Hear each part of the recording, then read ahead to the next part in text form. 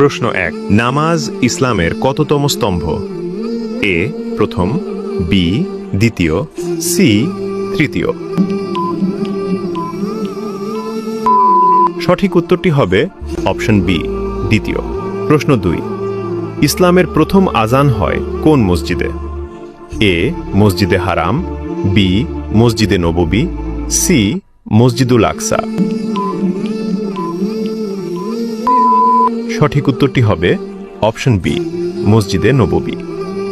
প্রশ্ন 3, ইসলামের প্রথম খলিফা কে ছিলেন? এ আবু বকর রাদিয়াল্লাহু আনহু, বি উমর রাদিয়াল্লাহু আনহু, সি আলী রাদিয়াল্লাহু আনহু। সঠিক উত্তরটি হবে অপশন এ আবু বকর রাদিয়াল্লাহু আনহু। প্রশ্ন 4, জান্নাতে প্রবেশকারী মানুষদের বয়স কত হবে? এ 25 বছর, বি 30 বছর, সি 33 বছর।